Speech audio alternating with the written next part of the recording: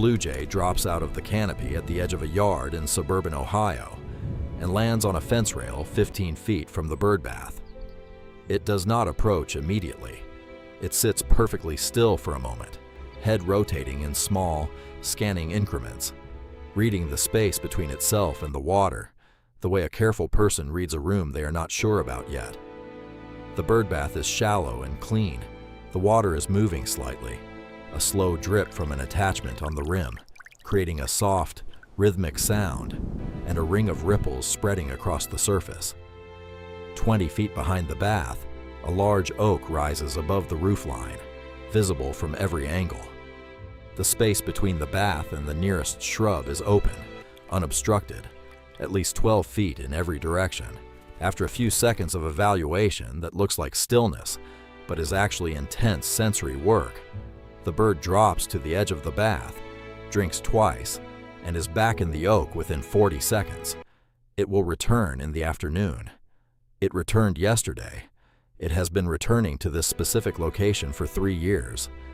2 houses down, there is another birdbath. It is newer, larger, and probably costs more. It sits tucked against a privacy hedge, surrounded on 3 sides by dense ornamental shrubs that reach almost to the rim. The water in it is still and slightly warm from the afternoon sun. No blue jay has used it once since it was installed 18 months ago. The homeowner has tried 3 different seed mixes in the feeder nearby, refilled the bath twice a week, added decorative river stones to the bottom. Nothing has changed. The jays that live in the trees at the edge of this neighborhood fly directly over that yard every single morning without stopping. The difference between these 2 birdbaths is not size, price, or maintenance schedule. It is the way each one reads to a blue jay making a rapid threat assessment from 15 feet away. One says safe, one says dangerous, and understanding exactly why each sends the signal it sends requires understanding something about what happens to a blue jay when it uses water at all. Bathing is the most vulnerable thing a blue jay does in its entire daily routine. Not foraging, not nesting, not defending territory, but bathing. Because bathing is the one activity that temporarily and significantly reduces the bird's most critical survival asset, its ability to escape. A bird whose feathers are wet is a bird that cannot generate the aerodynamic lift and the thrust speed it needs for the fast, directional launch that is its primary defense against aerial predators. Cooper's hawks, which are among the most capable hunters of mid-sized birds in the eastern United States, actively target corvids, and a wet blue jay flushing from a birdbath is a meaningfully slower and less maneuverable target than a dry blue jay launching from a fence rail. The bird knows this at a neurological level that precedes any individual learning. It is built into the risk architecture of every approach to any water source the bird will ever make for the rest of its life. What this means practically is that a blue jay does not simply fly to a birdbath the way a house sparrow might, land without much deliberation, splash around, and fly off. A blue jay approaching water runs a behavioral sequence that ornithologists describe as vigilance sampling, a repeated pattern of landing at a staging distance, pausing to scan the environment, advancing a little closer, pausing and scanning again, and only committing to the water surface after multiple rounds of this assessment have returned an acceptable threat reading. This sequence can take anywhere from 30 seconds to several minutes, depending on how the space reads. If at any point in this sequence, the bird detects something that elevates the perceived threat level, it aborts entirely and flies off. It may return later, or it may not return at all if the threat signal was strong enough. And critically, a location that repeatedly produces an aborted approach sequence gets tagged in the bird's territorial memory as a high-risk location, not just a location where one particular visit went wrong. The classification can persist for the entire season. This is why the location of water matters as much as its quality, and why getting the location wrong cannot be compensated for by any other element of the setup.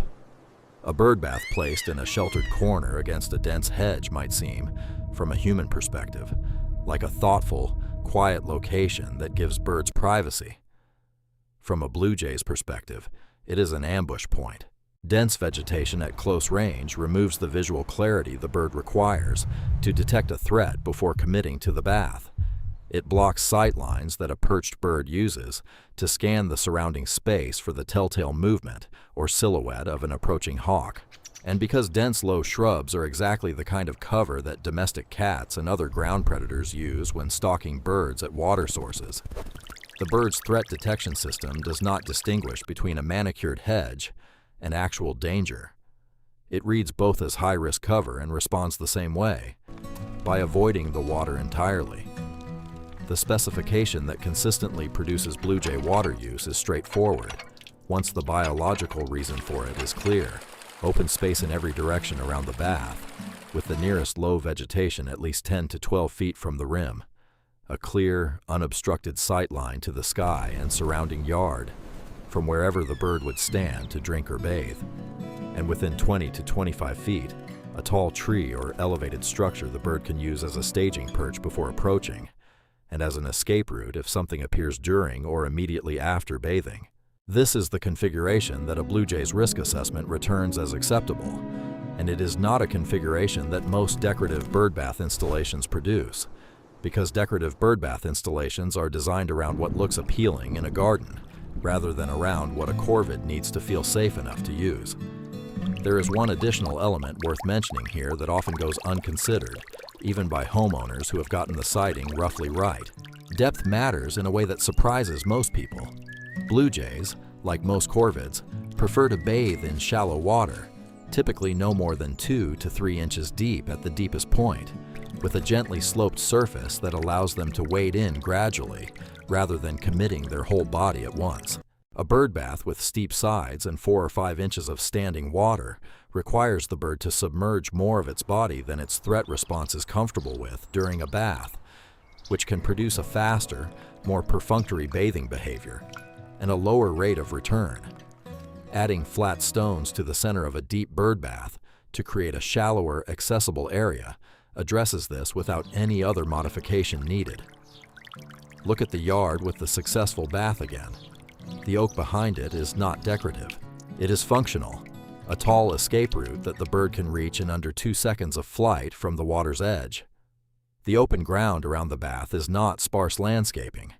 It is a clear threat zone, a space with nothing in it large enough to conceal a cat or provide cover for a ground predator. And the drip running into the water is not an ornamental feature. It is both a visual signal and an acoustic one. And understanding why it matters requires stepping back from the individual yard and thinking about how blue jays actually navigate their territory on a daily basis. A blue jay's foraging circuit covers a significant area, often several miles of residential streets, woodland edges, and yards, and most of that coverage happens at altitudes where ground-level details are difficult to distinguish. A birdbath sitting still in the middle of a yard is, from 30 or 40 feet above, nearly impossible to identify as anything different from the dozens of other flat, pale surfaces in a typical suburban landscape. The bird is not looking for birdbaths from above. It is listening. The sound of water in motion, even the gentle sound of a slow drip striking a water surface, travels differently through the air than the silence of still water, and it carries at the frequencies that a corvid's auditory system is particularly sensitive to.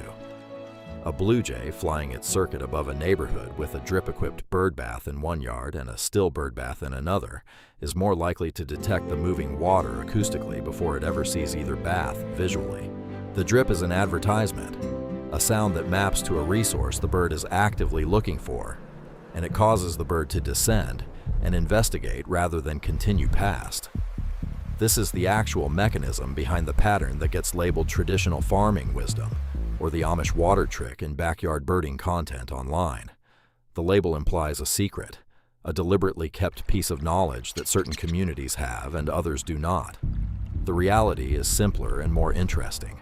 Traditional farming properties, including Amish homesteads in Pennsylvania, Ohio, and Indiana, generated the sound and movement of water as a natural consequence of daily agricultural operation. Hand pumps used dozens of times each day dripped between uses.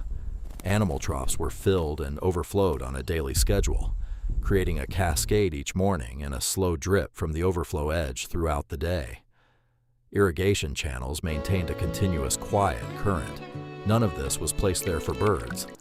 All of it produced exactly the acoustic and visual signal that blue jays have been navigating toward for thousands of years. And the farms that generated these water sounds were, from the air, clearly marked points on every blue jay's territorial map in the surrounding area. There is no mysticism in this. There is no secret formula. The association with traditional community practices is accurate as an observation of where the pattern reliably occurred, and inaccurate as an implication that those communities were doing something intentional or guarded. They were farming. The water moved because farming requires moving water. The birds came because moving water sounds like what their evolutionary history trained them to seek out, and the open layouts of working farms provided the safety conditions their threat assessment requires. Now come back to the still, tucked-away birdbath 2 houses down, and think about what it is communicating to a blue jay performing that same threat assessment.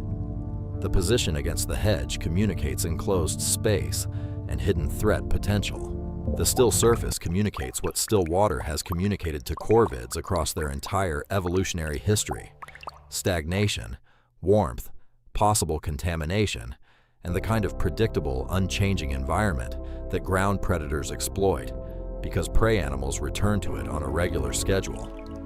A blue jay reads both of these signals in the time it takes to fly past, and neither one sends it downward. The homeowner who installed that bath and maintains it carefully is doing everything the product category suggests. The product category is simply not designed around what the specific target species actually requires.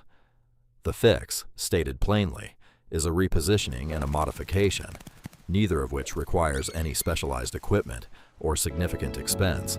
The bath needs to move to an open area of the yard, away from any dense low vegetation, with clear sightlines in every direction and access to a tall tree or elevated escape route within comfortable flight distance. On that bath, a simple drip attachment, solar-powered or gravity-fed, needs to produce a continuous quiet sound and a persistent ring of surface ripples. The water needs to be kept clean and cool, refreshed frequently enough that it does not warm into the temperature range that signals stagnation, and the open ground around it needs to remain open, not planted densely, not allowed to grow up into cover that would reintroduce the threat perception the repositioning was intended to eliminate. Do those things and the bath begins working for the bird it was presumably installed for.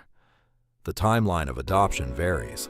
A blue jay discovering a correctly positioned, drip-equipped bath for the first time in autumn will typically begin using it within 1 to 3 weeks if the setup passes its repeated threat assessments. A bird that has been avoiding a badly positioned bath for a year or more may take longer to update its assessment of the location after a reconfiguration, because the negative association is already logged and requires overwriting through repeated positive experiences. Patience during this transition period is part of the process, and making no other changes to the setup during this time is important, because consistency is how the bird builds confidence that the space is reliably safe rather than unpredictably variable. The change is not in the product. It is in the understanding that drives how the product is used, and that understanding comes entirely from looking at the bath the way the bird looks at it, as a risk environment to be evaluated, rather than as an amenity to be appreciated. Blue jays are not being difficult when they ignore a beautiful, well-maintained bird bath in the wrong location. They are being exactly what their evolutionary history made them: highly observant, threat-aware animals that will not compromise their physical safety for the convenience of a resource, no matter how appealing that resource might look from a human perspective. The yard in Ohio, where the jay drinks every afternoon, and has been drinking for 3 years, is not special. The homeowner did not discover a secret. They moved a bird bath from a sheltered corner to an open area of the yard, added a drip attachment from a hardware store, and gave the birds in the neighborhood time to find the new configuration and evaluate it as safe. The evaluation took a few weeks. The result has lasted 3 years so far, and it will last as long as the configuration stays the same and the water keeps moving. That is the entire story. No mystery, no formula, no guarded knowledge, just a clear location, clean moving water, and enough open space around it that a bird whose survival depends on early threat detection can see what it needs to see before committing to the most vulnerable thing it does all day. If this kind of direct, biology-first explanation of why specific setups work and why others do not is what brings you here, let us know in the comments which species or habitat question you want examined next. There are a lot of yards out there with the same quiet problem and the same straightforward fix. And if this finally explains something you have been watching happen in your own yard, without being able to account for it, give the video a like and subscribe, because there is a lot more of this coming.